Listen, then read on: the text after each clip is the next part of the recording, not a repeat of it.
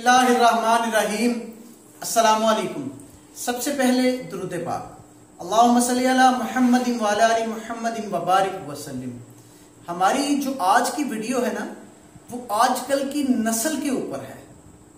हमारी वीडियो का मौजू है आजकल की कमजोर तरीन नस्ल। तवज्जो के साथ वीडियो को पूरा देखिएगा और अगर हो सके ना तो हमारे इस चैनल को आप लोग सब्सक्राइब कर लें ताकि रूटीन के साथ आपको अच्छी अच्छी वीडियोस मिलती रहे। वो नस्ल जो सन 2000 के बाद पैदा हुई और आज वो 23, 24, 25 साल के करीब हो चुकी है। पूरी दुनिया में ये नस्ल इंसानी तारीख की जिस्मानी तौर पर सबसे कमजोर, लागर और जहनी तौर पर नफ्सियाती नस्ल समझी जाती है। सिर्फ पाकिस्तान में नहीं, पूरी दुनिया में ये सबसे कमजोर, नफ्सियाती और लागर नस्ल समझी जाती है। वो क्यों, आपको वीडियो में बताएंगे। ये जिस दौर में नस्ल बढ़ी हुई है ना, वो तारीख इंसानी का सबसे ज्यादा टेक्नोलॉजी इस्तेमाल करने का दौर है। यानी कि इस दौर में सारी चीजें आई हैं, फेसबुक, यूट्यूब, ट्विटर, व्हाट्सएप, इस तरह की मुख्तलिफ चीजें, मुख्तलिफ एप्लीकेशंस इस दौर में लॉन्च हुई हैं। जैसे मुकम्मल चीजों के लिए इंफॉर्मेशन होती है ना, या मस्नूई जहानत का जमाना हम इसको कह सकते हैं। ये नस्ल बड़ी हुई है टेक्नोलॉजी इस्तेमाल करते करते। इसकी दस्तरस में mobile phone, internet, tablet, TV channel और सोशल मीडिया है। इस नस्ल की तरबियत बुजुर्गों ने नहीं की बल्कि सोशल मीडिया ने की है। हमारी अगर तरबियत बुजुर्गों ने की है ना, हमारी तरबियत, तो अल्हम्दुलिल्लाह हमारी तरबियत बहुत अच्छी है। मगर इस नौजवान नस्ल की तरबियत बुजुर्गों ने नहीं की। इस नौजवान नस्ल की तरबियत की है सोशल मीडिया ने, टेक्नोलॉजी ने। और सोशल मीडिया इस दौर का सबसे बड़ा फितना है। फितना क्यों कहा, बताता हूं। पूरी दुनिया में इस नस्ल का एक ही मसला है, इनमें सब्र कम है और गुस्सा ज्यादा है। इनकी गर्दनों में जैसे ना खम आ गए, इनको पता ही नहीं है। झुककर हर वक्त मोबाइल इस्तेमाल करने की आदत ने ना, और हर वक्त स्क्रीन के आगे बैठकर घंटों काम करने की वजह से इनकी आंखें कमजोर हो गई हैं। सारा दिन बैठकर टेक्नोलॉजी से खेलने की वजह से इनकी जिस्मानी सेहत इंतहाई नहीफ और नातवा है। और इंसानी तारीख में यह नस्ल सबसे ज्यादा वक्त ले रही है। किस चीज में? अपने पैरों पर खड़े होने में।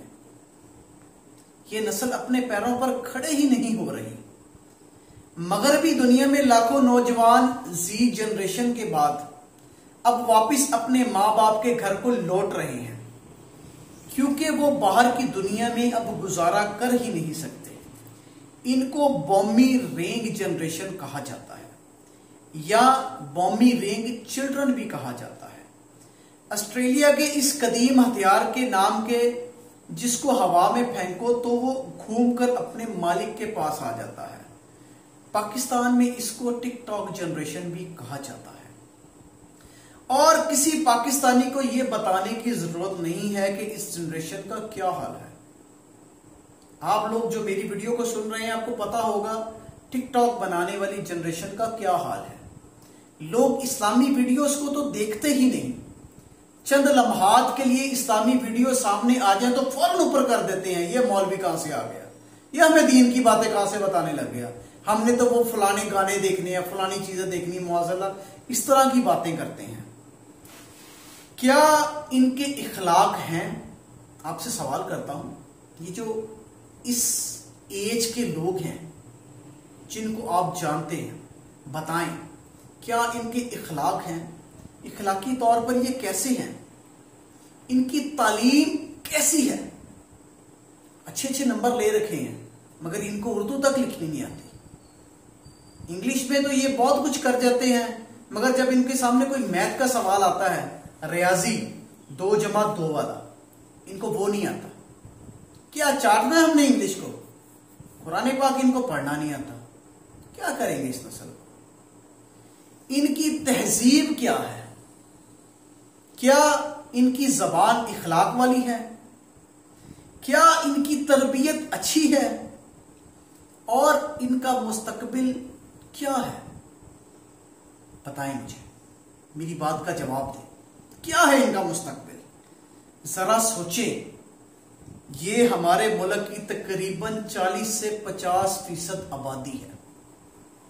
पाकिस्तान की 40 से 50% आबादी यानी तकरीबन 10 से 12 करोड़ अवाम। सोचें अगर पाकिस्तान को गजा, इराक, शाम, लीबिया या यमन जैसी आजमाइश का सामना करना पड़ जाए, अल्लाह ना करे कोई ऐसी हमारे मुल्क पर आफत आए, मगर हमारे वो भी मुसलमान भाई हैं, हमें उनकी मदद करनी चाहिए, उनके लिए दुआ करनी चाहिए।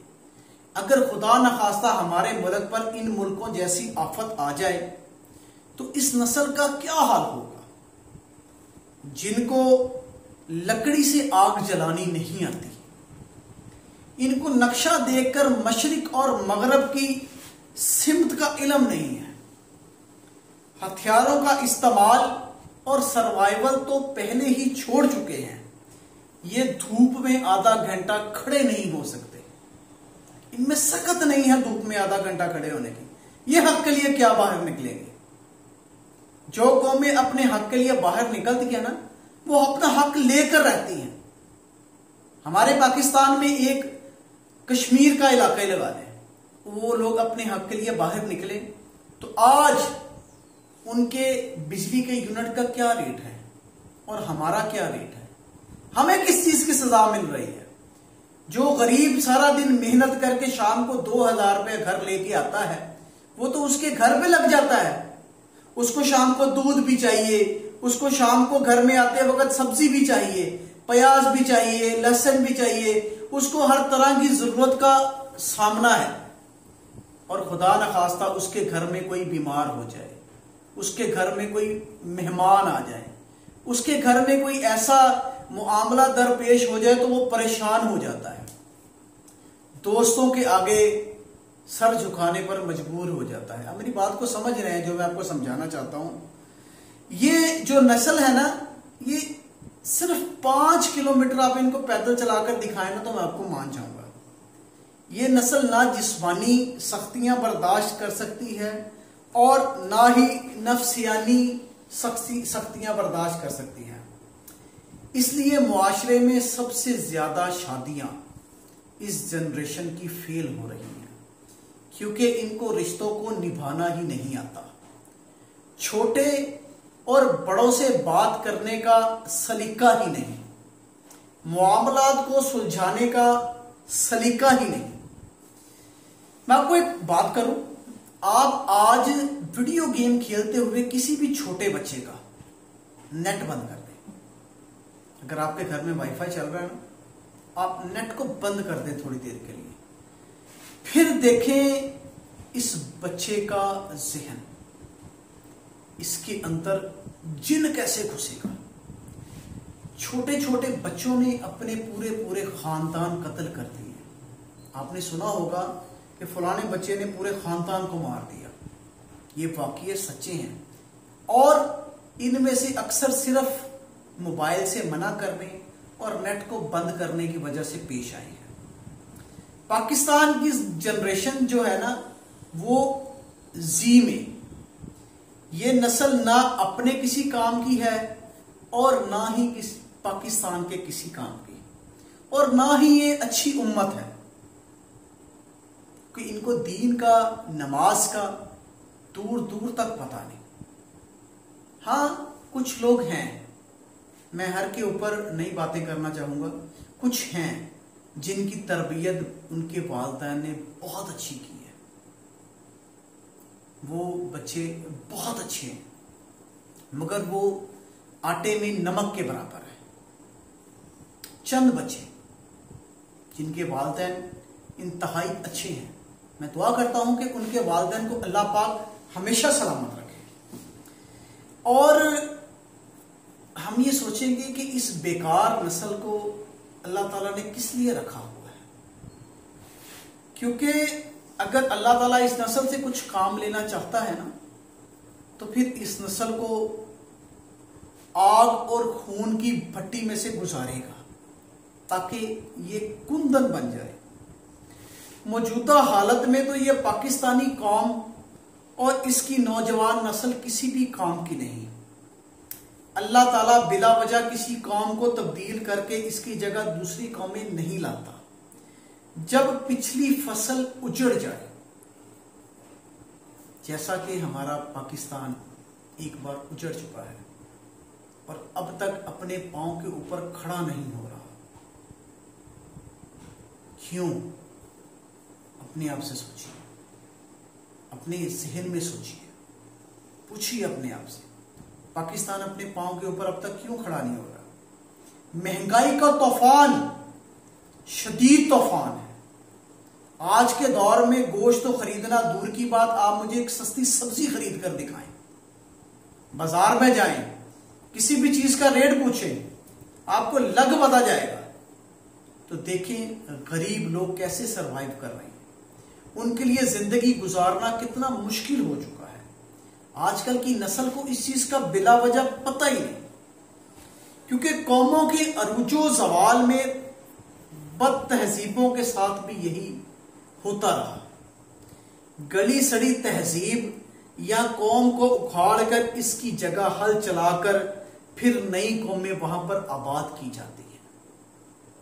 तो मैं आप सब लोगों से जो मुझे सुन रहे हैं रिक्वेस्ट करूंगा कि कोशिश करके ना मेरी वीडियो को शेयर किया कीजिए, ताकि शायद आप में से कोई एक ऐसा बच्चा जो मेरी बात को सुन रहा हो और इसका असर अपने दिलो दिमाग पर ले जाए, तो शायद वो हमारे लिए, हमारी कौम के लिए मसीहा साबित हो। क्योंकि चंद लोगों ने कोशिश की भी थी मसीहा बनने की, मगर उनको उठाकर पाबंदे सिलासल कर दिया गया। जो लोग आते हैं जिंदगी में कुछ आगे करने के लिए, उनको करने नहीं दिया जाता, और जो कुछ कर सकते हैं वो कुछ करते ही नहीं।